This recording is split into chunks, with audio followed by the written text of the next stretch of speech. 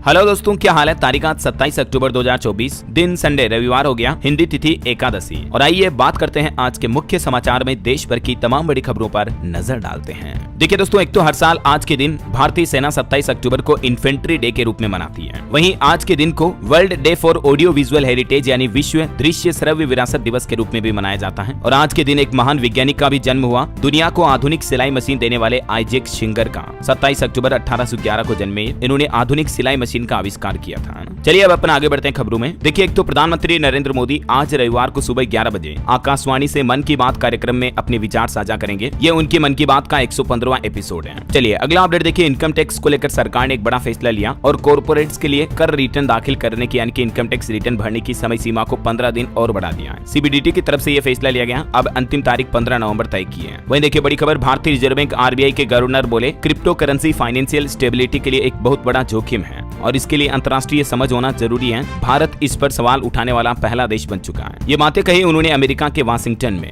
जिसमें उन्होंने crypto currency यानी जैसे बिटकॉइन, इथेरियम वगैरह होते हैं ना, इनको फाइनेंशियल स्टेबिलिटी के लिए एक सबसे बड़ा खतरा बताया। चलिए अगला अपडेट देखिए। न ओटीपी न पिन, बस आधार कार्ड के नंबर से ही अब आप बैंक अकाउंट से पैसे निकाल पाएंगे। सरकार की तरफ से ये नई सुविधा शुरू की जा रही है। हालांकि आधार कार्ड से पैसों का लेन देन करने के लिए आपके आधार का बैंक अकाउंट से लिंक होना जरूरी है। सरकार की तरफ से आधार इनेबल्ड पेमेंट सिस्टम AEPS शुरू किया गया, जिसके जरिए आप बैंक अकाउंट से पैसा निकाल सकते हो, जमा करा सकते हो और दूसरे को भी ट्रांसफर कर सकते हो। ये AEPS का आधार UPI पर आधारित है और ये बैंक आधारित एक मॉडल है जो कि आधार नंबर और फिंगरप्रिंट ऑथेंटिकेशन के जरिए आपको लेन देन यानी कि ट्रांजैक्शन करने की अनुमति देता है। और भी AEPS सिस्टम से मिलने वाली कौन कौन सी सेवाएं देख सकते हैं आप अपने बैंक अकाउंट का बैलेंस चेक कर सकते हैं, पैसा निकाल सकते हैं मतलब विड्रॉ कर सकते हैं, जमा कर सकते हैं, फंड ट्रांसफर कर सकते हैं और इस सिस्टम के जरिए लेन देन कैसे करें इसके बारे में डिटेल भी आप देख सकते हैं। इसके लिए आपको CSC सेंटर जाना होगा या उन्हें आप अपने घर बुलाकर भी इन सुविधाओं का लाभ ले सकते हैं। दूर दराज ग्रामीण इलाकों में जहां बैंकिंग सेवाएं अवेलेबल नहीं है, उन लोगों तक बैंकिंग सेवाओं की पहुंच बनाने के लिए ही सरकार की तरफ से ये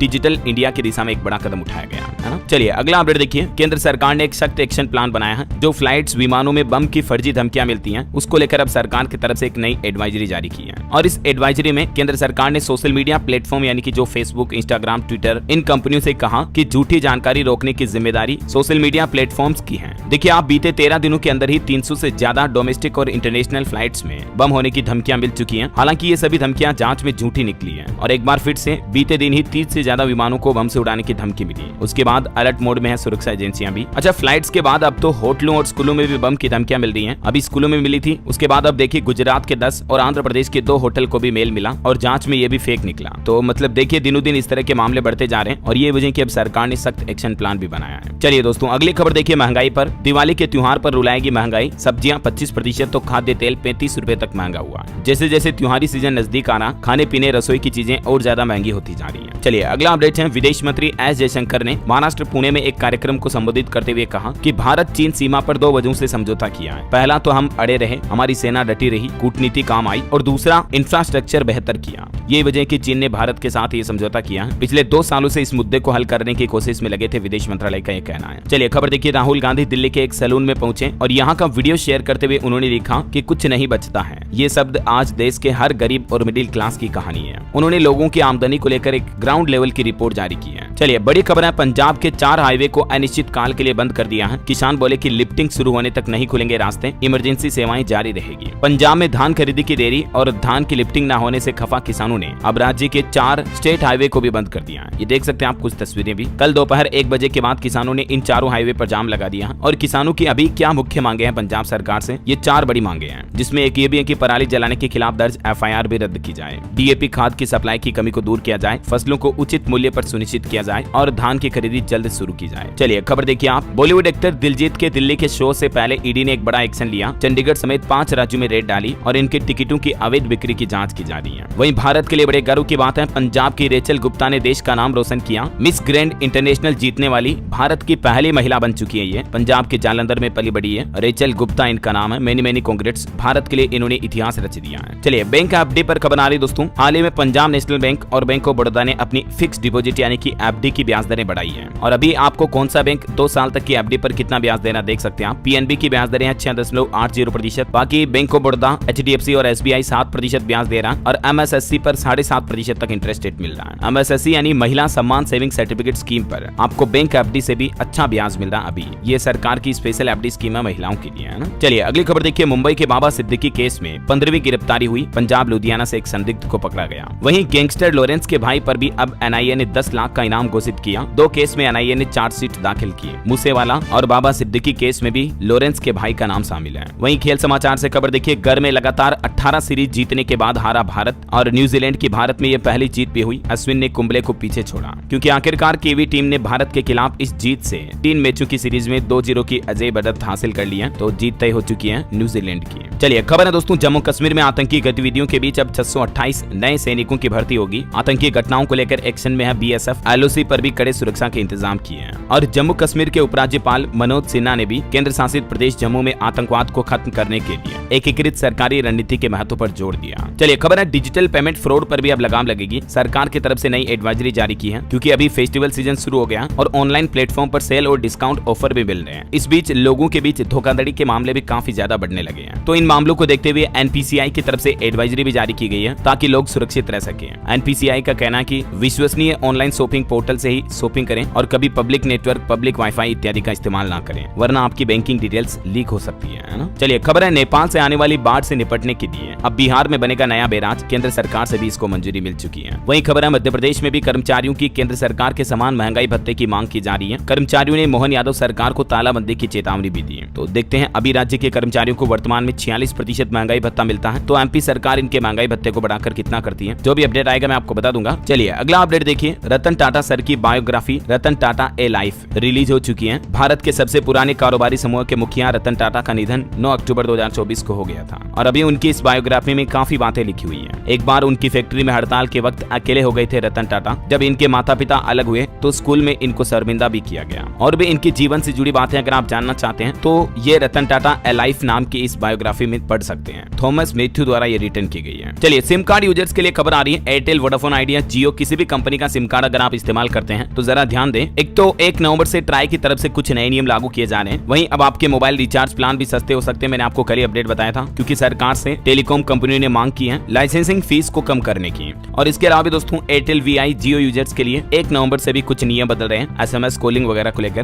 तो इसके बारे में डिटेल जानकारी अगर आप देखना चाहते हैं तो मैंने डीएलएस न्यूज के ऊपर कल शाम को एक वीडियो डाला है, सेपरेट वीडियो। आप जियो, एयरटेल या वोडाफोन आइडिया इनमें से किसी कंपनी का सिम कार्ड यूज करते हैं तो इस वीडियो को जरूर देख लीजिएगा, ठीक है ना। अभी ये खबरें खत्म होने के बाद चलिए आगे बढ़ते हैं। खबरों में देखिए, प्रदूषण पर बड़ी खबर आ रही। दिल्ली के लिए अगले 15 दिन काफी अहम होंगे। बढ़ते प्रदूषण को लेकर पर्यावरण मंत्री गोपाल राय ने भी चेताया है और कई राज्यों में पराली जलाने की घटनाएं भी सामने आ रही है। देखिए हरियाणा में भी 689 जगहों पर पराली जलाई गई। 4 शहरों में हरियाणा में भी AQI 400 के पार पहुंच चुका है। 10 शहरों में हवा जहरीली हुई। मध्य प्रदेश में भी 536 पराली जलाने के मामले रिकॉर्ड दर्ज किए गए। जहां एक तरफ पहले से ही देश के कई राज्यों में प्रदूषण बढ़ रहा है, सुप्रीम कोर्ट ने भी चेतावनी जारी की। उसके बावजूद हरियाणा, उत्तर प्रदेश, मध्य प्रदेश, पंजाब इन राज्यों में पराली की घटनाएं दिनों दिन बढ़ रही है। देखिए पंजाब, चंडीगढ़ में भी तापमान में गिरावट हुई। प्रदेश के 6 शहरों में AQI 300 के पार पहुंचा। चलिए अगली खबर देखिए। ट्रॉफी फैक्ट्री में बन रही थी नकली दवाइयां। 5 राज्यों में बेची 80 करोड़ की मेडिसिन। हिमाचल से आगरा लाए ये 3 करोड़ की मशीन। उत्तर प्रदेश के आगरा में एंटी नार्कोटिक्स टास्क फोर्स की तरफ से ये नकली दवाइयों की बड़ी फैक्ट्री पकड़ी है। देखिए जरा आप, लोगों की जिंदगी के साथ किस तरह से खिलवाड़ किया जा रहा है। कल भी मैंने आपको दवाइयों को लेकर सनसनीखेज खुलासा बताया था। चलिए अगली खबर देखिए। आम आदमी पार्टी के मनीष सिसोदिया ने कार्यकर्ताओं में भरा जोश। भाजपा पर निशाना साधते हुए उन्होंने कहा कि उत्तराखंड में सरकार बनने पर दिल्ली मॉडल लागू कराएंगे उत्तराखंड राज्य में भी। वही एक बड़ी दुर्घटना देखिए दोस्तों, एक चिंगारी ने खत्म कर दी पूरे परिवार की जिंदगी। आग में जलकर राख हो गए 4 भाई। हरियाणा के गुरुग्राम की यह घटना है। सेक्टर 10 थाना क्षेत्र में सरस्वती एनक्लेव के जी ब्लॉक में एक घर की पहली मंजिल पर बने कमरे में आग लग गई और धुएं और दम घुटने और आग से जलने की वजह से 2 सगे समेत रिश्ते में 4 भाइयों की जान चली गई। एक बड़ा सड़क हादसा मध्य प्रदेश में भी हो गया। ट्रक बाइक पर पलटा जिसमें पिता पुत्र समेत 4 की जान चली गई। प्रत्यक्षदर्शी ने कहा कि ट्रक ओवरटेक करके आगे बढ़ा, गाय को टक्कर मारकर पलट गया। ईश्वर इनकी आत्मा को शांति दे। चलिए अगली खबर है। अगर आपका राशन कार्ड नहीं है तो तुरंत आप फैमिली आईडी के लिए पंजीकरण करवा दें ताकि आपको सरकारी योजनाओं का लाभ पूरा मिलता रहे।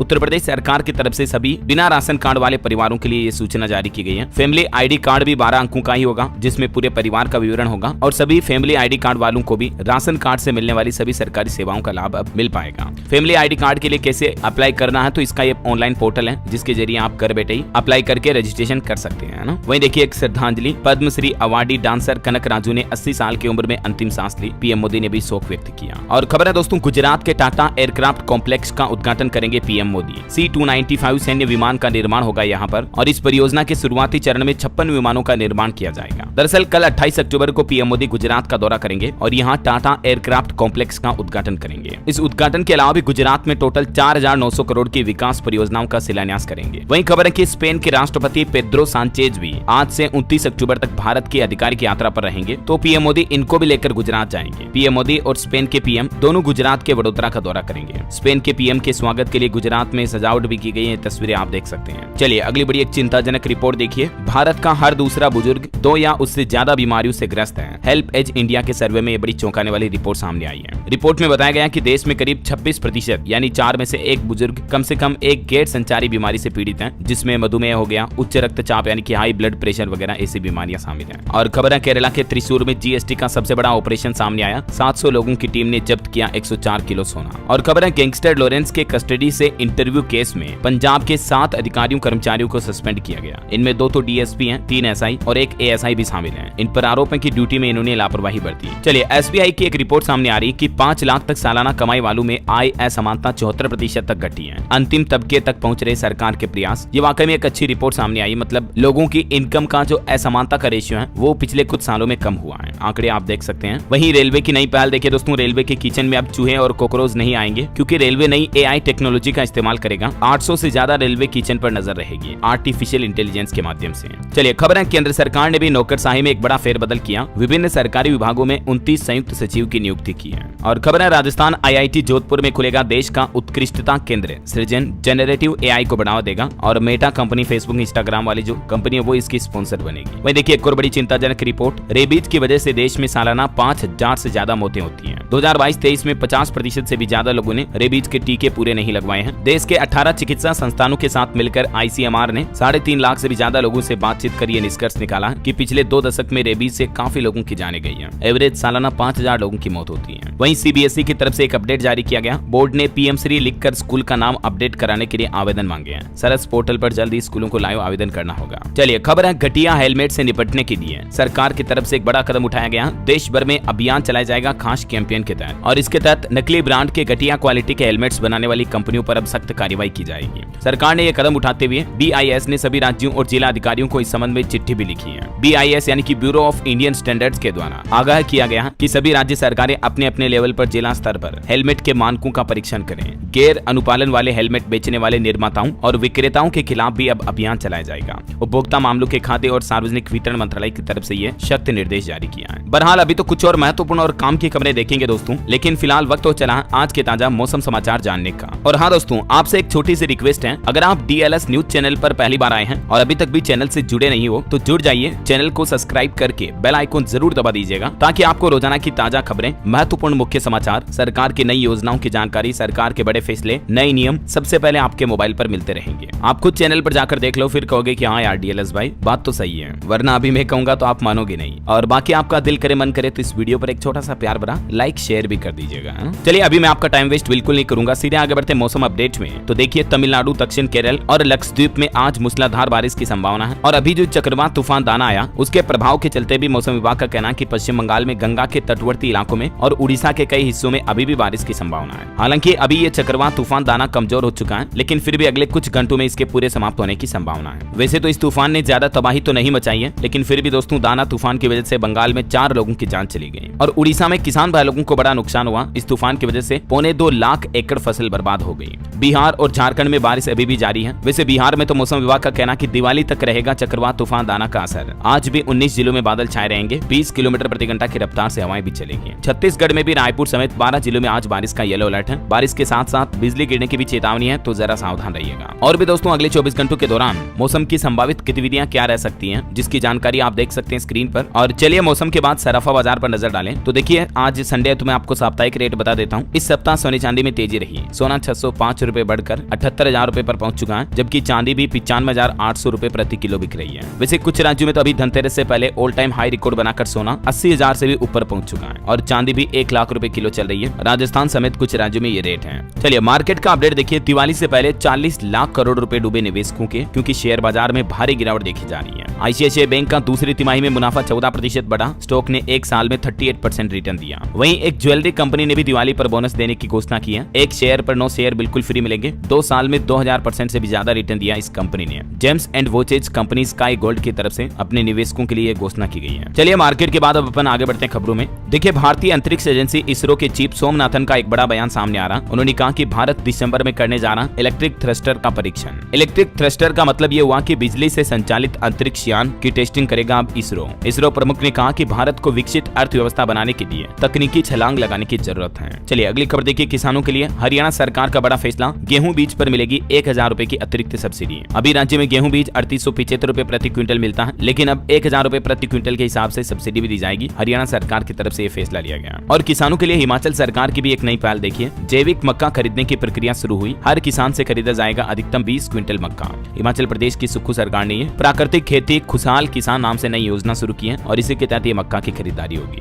वहीं खबर है कर्नाटक राज्य में दिवाली पर सिर्फ 2 घंटे पटाखे फोड़ पाएंगे लोग बाग। सरकार की तरफ से एडवाइजरी जारी की गई। रात 8 से 10 बजे तक ही पटाखे फोड़ने की अनुमति होगी। कुछ पॉलिटिक्स से जुड़े अपडेट देखिए। महाराष्ट्र विधानसभा चुनाव को लेकर भाजपा ने जारी की स्टार प्रचारकों की लिस्ट। पीएम मोदी, गृह मंत्री अमित शाह समेत 40 नेताओं के इसमें नाम शामिल हैं। और इलेक्शन कैंडिडेट के लिए भी भाजपा ने दूसरी लिस्ट जारी की, जिसमें टोटल 22 नाम शामिल हैं और सिर्फ एक ही महिला को टिकट दिया गया। पहली लिस्ट में 99 नाम थे। इधर महाराष्ट्र में एनसीपी शरद गुट की भी दूसरी लिस्ट जारी हुई, इसमें भी 22 नाम शामिल हैं। चलिए आगे बढ़े खबरों में देखिए आप। मध्य प्रदेश को 20,000 करोड़ रुपए लागत की विभिन्न सड़क परियोजनाओं की सौगात दी है केंद्र सरकार ने। केंद्रीय परिवहन मंत्री नितिन गडकरी की तरफ से घोषणा की गई है, जिसके मुताबिक राज्य को 20,000 करोड़ से ज्यादा सड़क निर्माण परियोजनाओं के लिए स्वीकृत किए गए हैं। और वैसे पीएम मोदी का भी प्लान है, धनतेरस पर मध्य प्रदेश को बड़ी सौगातें देंगे। 3 नए मेडिकल कॉलेज और 3 नर्सिंग कॉलेजों का उद्घाटन भी करेंगे। धनतेरस के शुभ अवसर पर पीएम नरेंद्र मोदी वर्चुअली जुड़कर मध्य प्रदेश में ये कॉलेज यूनिवर्सिटी का उद्घाटन करेंगे। इसके अलावा भी मुख्यमंत्री डॉक्टर मोहन यादव मंदसौर जिले में कई नई योजनाओं का शिलान्यास और लोकार्पण भी करेंगे। वहीं खबर है कि एमपी में अब सरकारी बसों से भी सफर आसान होगा। पहले चरण में 300 इलेक्ट्रिक बसें चलाने की भी तैयारी कर रहा लोक परिवहन विभाग। चलिए खबर है उत्तराखंड में शुरू होगी पहली एयर एम्बुलेंस सर्विस। 1 साल तक मरीजों को बिल्कुल फ्री सेवा मिलेगी। ऋषिकेश एम्स की तरफ से देश में पहली बार ऐसी पहल शुरू की जा रही है और 29 अक्टूबर को पीएम नरेंद्र मोदी इस हेली सेवा का शुभारंभ करेंगे। मतलब सड़क पर चलने वाली एम्बुलेंस तो होती ही है,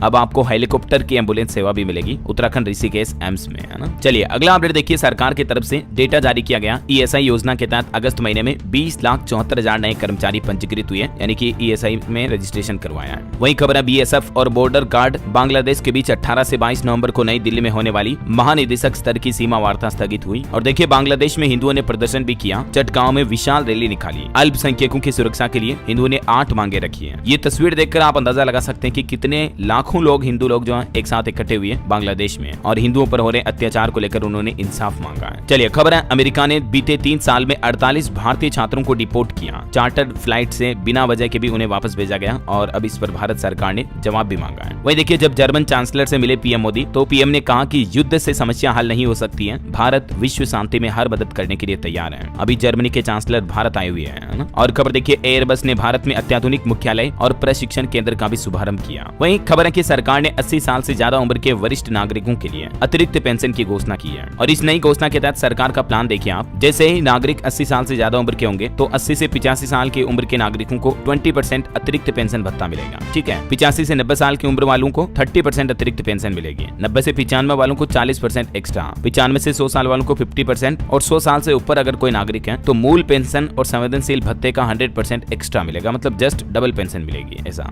चलिए अगली खबर देखिए। हालिया वैज्ञानिकों के एक नए अध्ययन से पता चला है कि जो फिल्में होती है ना, मूवी देखते हैं हम, वो हमारी सोच पर भी कैसा असर डालती है। इसको लेकर वैज्ञानिकों ने रिसर्च की, जिसमें पता चला कि फिल्में देखकर लोगों में संवेदनाएं जगती हैं। जेल में बंद कुछ कैदियों पर यह रिसर्च की गई। चलिए कुछ स्टेट न्यूज अपडेट देखते हैं फटाफट से। देखिए राजस्थान में मुख्यमंत्री आयुष्मान आरोग्य योजना को लेकर सरकार ने कहा कि 31 अक्टूबर तक पंजीकरण करवाने पर 1 नवंबर से ही पॉलिसी एक्टिव हो जाएगी और इस योजना के तहत राजस्थान वासियों को 25 लाख रुपए तक निःशुल्क इलाज मिलेगा। और वहीं देखिए छत्तीसगढ़ रायपुर में देश की राष्ट्रपति द्रौपदी मुर्मू ने एम्स में एआई टेक्नोलॉजी का उद्घाटन किया। तो अब एम्स में एआई की मदद से इलाज होगा। राष्ट्रपति बोले कि आईआईटी भिलाई ने बनाया ऐप, डॉक्टर कुछ साल गाँव को समर्पित करें। वहीं खबर है छत्तीसगढ़ में अगले महीने 1 नवंबर से भी कई बड़ी परियोजनाएं शुरू होगी। बच्चों को मिलेगी आईआईटी नीट की फ्री कोचिंग, मजदूरों को 5 रुपए में खाना मिलेगा और भी कई नए प्लान करें छत्तीसगढ़ की विष्णुदेव साय सरकार है ना। 28 लाख से भी ज्यादा श्रमिकों को इन योजनाओं का लाभ मिलेगा। और खबर देखिए उत्तर प्रदेश के मुख्यमंत्री योगी आदित्यनाथ ने कहा कि शहर को साफ सुंदर बनाने में नींव के पत्थर हैं सफाई कर्मी। सीएम योगी ने सफाई कर्मचारियों को दिवाली गिफ्ट भी दिया। सफाई मित्र भी सीएम योगी के इस सम्मेलन में पहुंचे। और बिहार में देखिए दोस्तों डेंगू के आंकड़े सामने आ रहे। 24 घंटों में ही 213 नए मरीज मिले। सिर्फ बिहार के राजधानी पटना से 117 मरीज आए। डॉक्टरों ने सलाह दी लोगों को कि लक्षण दिखने पर तुरंत जांच करवाएं।